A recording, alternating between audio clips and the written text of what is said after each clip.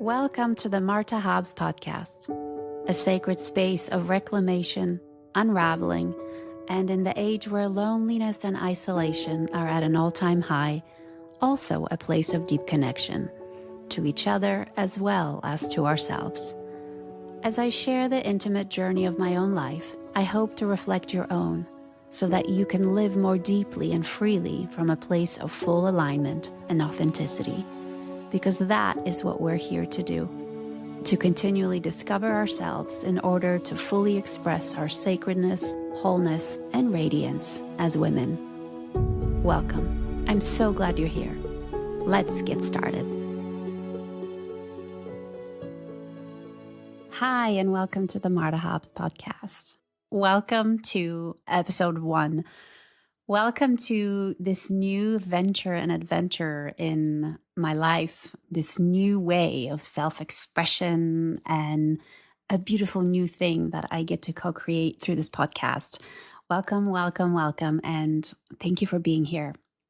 So, why did I start a podcast? I think I will tell you 2 reasons, and then we'll see where the conversation goes from there. But if you don't know, I have written a book, a memoir, and it was called Unraveling. And the story of my life is pretty complicated, but in a rich kind of a way. I've lived through a lot. And for a very long time, I did not tell the full story because there was just so much in it. And I think rather than integrating it, I broke it up into tiny little digestible pieces, and I would share little parts of myself with people that I met along the way. But later on in my life, there came a need, a desire, a call, an invitation into wholeness. What would it be like? What would it feel like? What would it look like if, as a woman, I dared to embody all of the aspects of who I am and everything that I had lived through? And so that journey began for me with a breakdown and life as I knew it coming to a sudden, unwanted, uninvited break or an end. And so that happened when I was 39. And I had my first panic attack, which at the time I thought was a heart attack, and I thought I was dying.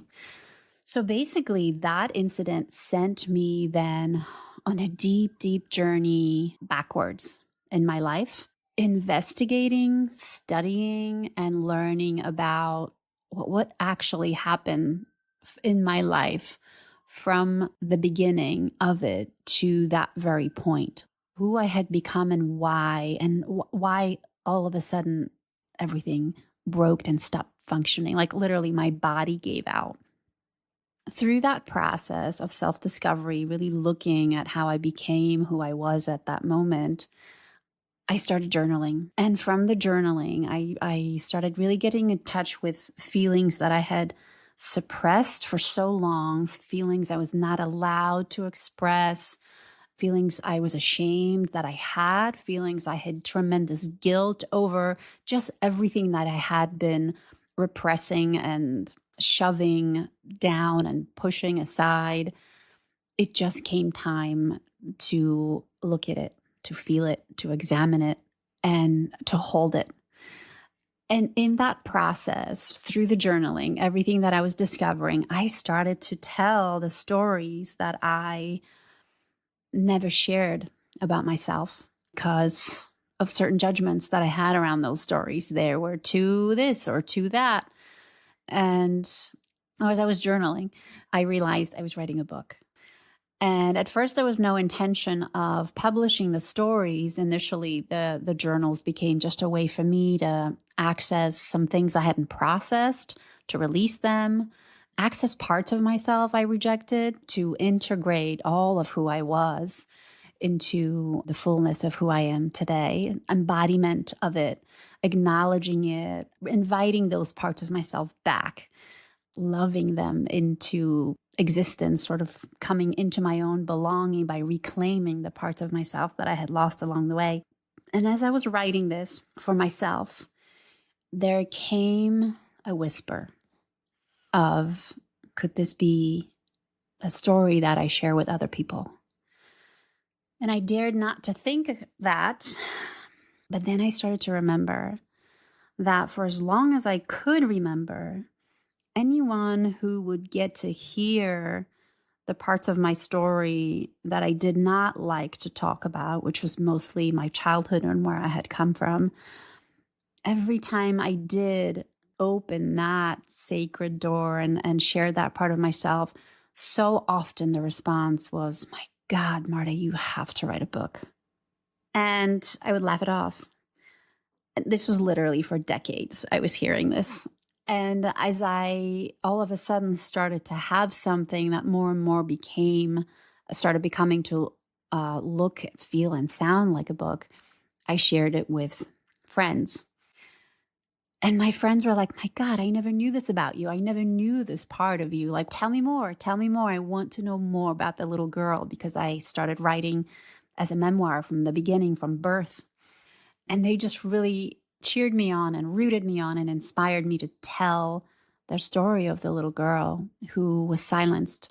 And I was the one that silenced her. And so I did. I wrote a book. The process of writing to self-publishing from start to end was 3 years. And the book came out in February 2023. And shortly after that, I started to hear, use your voice. And this time it didn't take decades and decades for me to listen. I knew that the next invitation was to start speaking my story, to start sharing some of the lessons that I had learned through my life. So the lived experience of my journey. And as I'm recording this, I'm about to turn 51. So I also find myself in such a season as a woman where I feel called to really support other women who maybe find comfort, inspiration, healing, maybe validation in what it is that I chose to share in my memoir and now through this podcast. So for me, the journey of this podcast is for myself as much as it is for you, the listener. It is a way to self-express who I am, who I'm becoming. It's a way to give purpose and meaning to everything I've lived through, and there's been a lot. And just to share my perspective as a woman who has done a ton of inner work, as a woman who has raised 2 children who are now 26 and 21, as a woman who's been married for almost 3 decades, as a woman who's grown a business from 0 to $2.5 billion, a company I created with my husband, as a woman who has been a political refugee who was born in Eastern Europe, fled her homeland seeking freedom at 12. So really it was my parents that were seeking it. I just got to come along, having the experience of what it's like to be a political refugee seeking asylum in a foreign country, arriving in the United States at 13, not speaking the language, going through the lived experience of not belonging, feeling like an outsider, starting over. I'm also someone who's had a very successful and beautiful career in television, working at NBC in New York, like my dream job, getting there by the time I was 24, 25. And also a big part of who I am is the journey of an entrepreneur. I have started many companies, probably around 12. I've had a staff job, I think, once in my life. I've always been self-employed, and I love it. I'm also someone who loves to travel. I speak 5 foreign languages. I've been many places in the world. And so the perspective that I bring to what it means to be a woman is perhaps different than someone who hadn't lived through everything I had lived through. But I think a lot of what I share will be received by women universally, because I believe the details of our stories are different, but a lot of the feelings, a lot of the themes that we move through as women are very similar, if not the same. There's a collective experience of being a woman. And one thing that was really missing in my life was sort of this presence of a wiser, elder female. By the time I was born, both of my grandmothers had passed.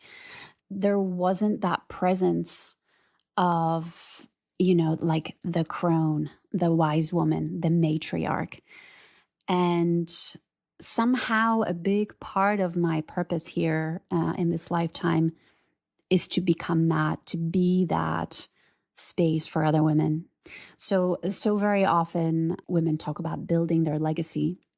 And I guess for me, that season of my life is over, and I devote my time and my lived life experience to helping women build their legacies. So supporting women who are juggling quite a lot these days. Being a woman entails wearing many hats, and very often wearing many of those hats at the same time. And I know because I've lived it while we were growing our business, and at its height, it employed 500 employees.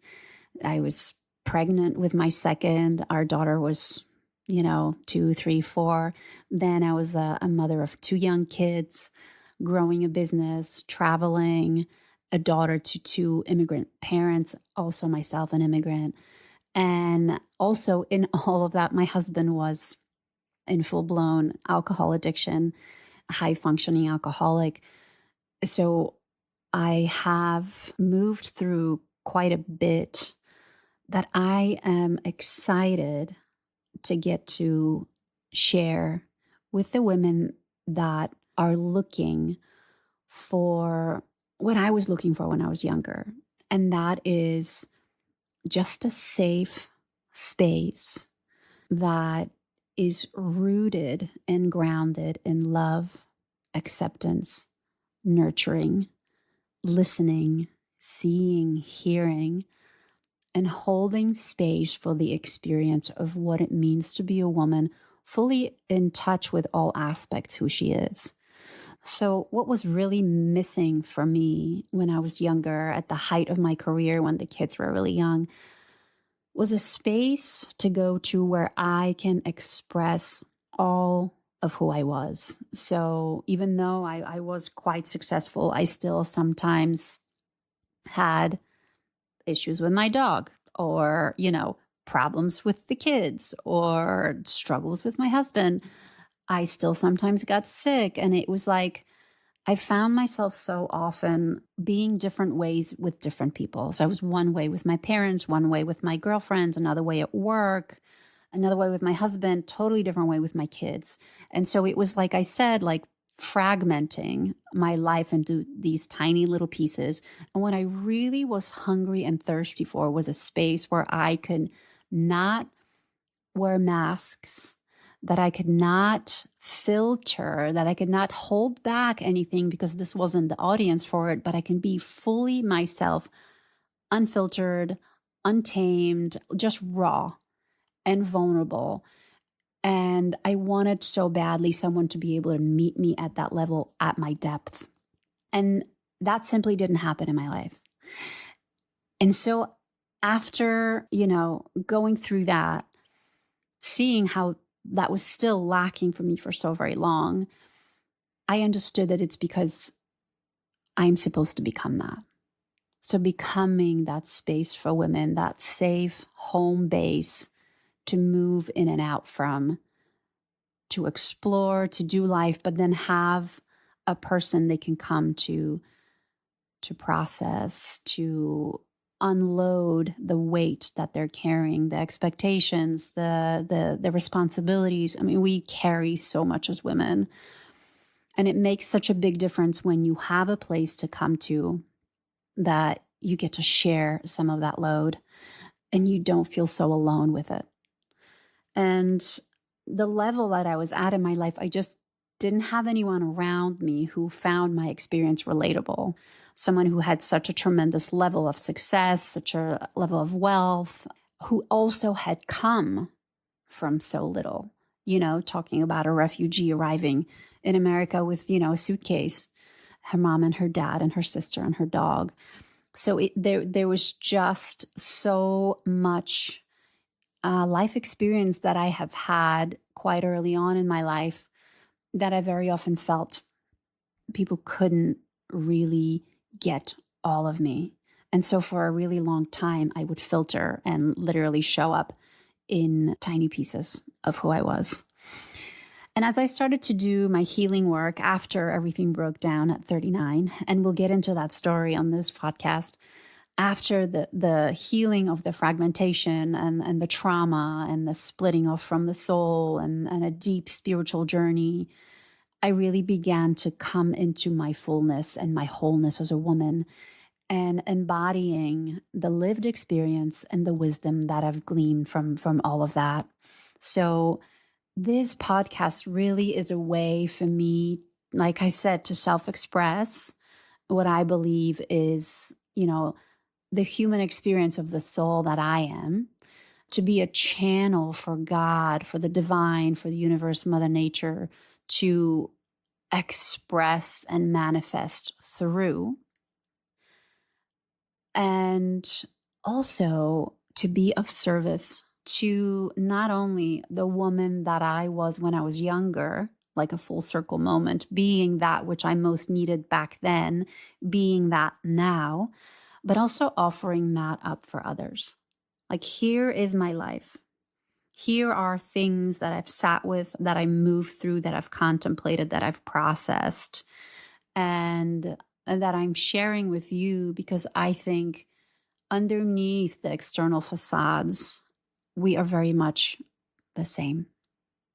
And if we showed up in life from that space of wholeness, unity, and sameness, setting aside our economical circumstances, the color of our skin, what we do for a living, where we live geographically, our location, we would be able to access parts of ourselves and then also be able to connect to others at a different level. And so I wanted to hold a space where we have not surface level conversations, which are quite a pain point for me, but soul depth, heart opening kind of talks about things that actually matter, not the stuff that is noisy and distractions of everyday life, the stressors, the things that we worry about that really aren't significant, but the stuff at the core, that stuff that sits in our bellies that keeps us awake at night as wives, as mothers, as sisters, as daughters. A space where all of it is welcome and all of it is normalized. I just had so much guilt and shame around what I carried, my wounds, my own brokenness, or whatever the word you want to call it, my own programming, my own paradigm, my own patterns, that I held so much of it back, not shared it, my struggles, my mistakes, my failures. And God, we could get so much further in life, I think, in terms of how much love we allow ourselves to receive and how much love we open up to giving to others if we stopped hiding what we think is messy, broken, or the shadow parts of who we are. Like, I really believe none of that is here to be killed off, or, like killing the ego is such a term. I think we're here to love ourselves into wholeness so we can accompany each other on this path of life. And so I just wanted to establish a space where we can come with the complexities of life as women, regardless of what phase, stage, or season of life we are in. And the conversations are heartfelt. They are safe. They are loved, accepted, and respected because they are our journeys. And I want to encourage women to meet at those levels, to meet at the soul level, at the open heart space, and talk about, like I said, what it is that breaks our hearts and keeps us up at night. because we're not meant to carry that alone. And I really, by, opening up my heart and my story and myself, is a way for me to sort of send out like a beacon light signal to those who are looking for similar spaces, for similar conversations, similar views or perspectives in life, for them to be able to find me so that we can gather and be there for one another. I really think as women, we are nurturers and gatherers. And by that, I mean we heal in community. So there is a very important piece of solitude, and I'm a huge proponent of that. I spend a lot of time alone in silence and in stillness.